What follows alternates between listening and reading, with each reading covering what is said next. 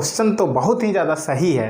Question कह रहा है कि if angle A and angle B are acute angle such that cos A equal to cos B, ठीक है, then so that angle A is equal to angle B. ये कह रहा है कि दो एंगल है, एंगल ए और एंगल बी, दो की राइट एंगल ट्रायंगल के दो एक्यूट एंगल है, तो अगर कॉस ए कॉस बी के बराबर है तो आपको बताना है कि दोनों एंगल भी आपस में बराबर होंगे। तो चलिए शुरू करते हैं, ठीक है। तो सबसे पहले हम एक राइट एंगल ट्रायंगल एज्यूम करते हैं, ठीक है। तो हम सबसे पहले एक राइट एंगल ट्रायंगल एज्यूम करते हैं, ठीक है। तो आपको पता है कि जो ये वाला एंगल होता है वो तो 90 डिग्री होता है, तो इसके बारे में हमें कोई बातचीत नहीं करना है। और हमें ये भी पता है कि ट्रायंगल का जो तीनों एंगल का सम होता है, ठीक है। सपोज अगर ए बी सी एंगल है तो angle A plus angle B plus angle C तीनों का सम क्या होता है 180 डिग्री के बराबर होता है, ठीक है।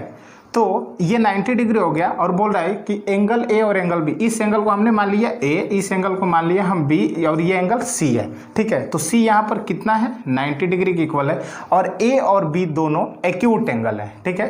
And A and B are acute angle, ठीक है। ये दोनों एंगल एक्यूट एंगल है।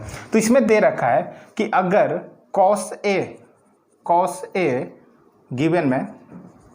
गिवन में दिया है कॉस ए जो है वो कॉस बी के बराबर है, तो प्रूफ करना है to proof angle A equal to angle B, ठीक है। तो अब यहाँ से हम क्या करते हैं कि कॉस ए और कॉस बी का वैल्यू फाइंड करते हैं, ठीक है। और जो ये गिवन कंडीशन है उस पर हम लोग इक्वेट करके देखते हैं कि क्या ऐसा हो पाता है, ठीक है। तो सबसे पहले फाइंड करेंगे कॉस ए, ठीक है। तो हमें पता है कॉस ए का फॉर्मूला होता है बेस अपॉन हाइपोटेनस। तो इस एंगल ए के लिए ध्यान दीजिएगा, एंगल ए के लिए एडजेसेंट साइड जो होगा ये पड़ोसी वाला, इसको बोलेंगे base. Base with respect to किसके एंगल ए, सब मैं लिख दे रहा हूँ। और ये क्या हो जाएगा perpendicular with respect to angle A, ध्यान दीजिएगा, ठीक है।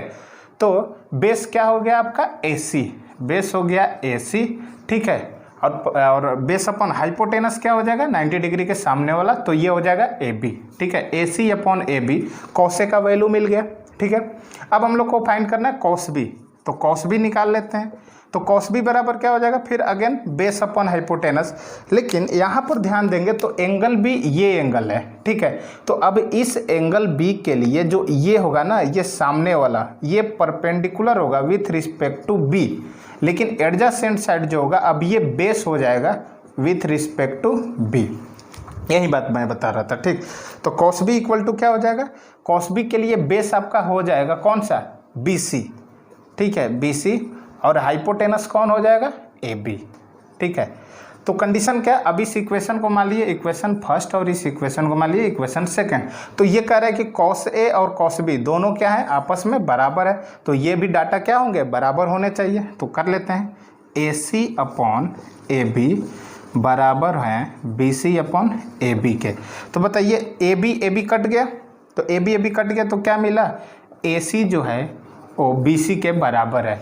तो अब ज़रा सोचिए यार कि यहाँ ध्यान से देखिए कि अगर ये AC इस BC के बराबर है, कंडीशन मिल गया कि AC इक्वल टू BC है ही, तो अब एक ऐसे राइट एंगल ट्रायंगल का फॉर्मेशन करते हैं जिसमें आपका ये जो साइड है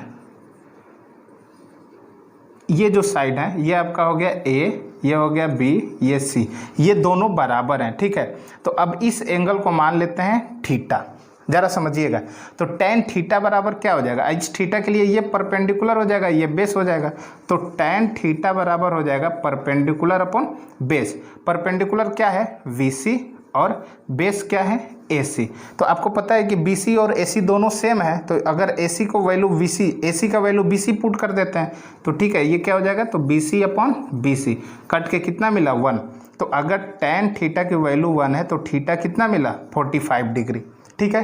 तो अगर ये हमें एंगल मिला 45 डिग्री और ये है आपका 90 डिग्री, तो ये एंगल निकाल कर देख लीजिएगा, आपको मिलेगा 45 डिग्री। तो ये दोनों एंगल सेम हो गए कि नहीं हो गए, ठीक है। तो अगर दोनों सेम हो गए तो इसका मतलब क्या होगा कि जब अगर AC और BC के बराबर होगा तो angle A must be equal to angle B, ठीक है। तो आई होप आपको क्लियर हो गया होगा।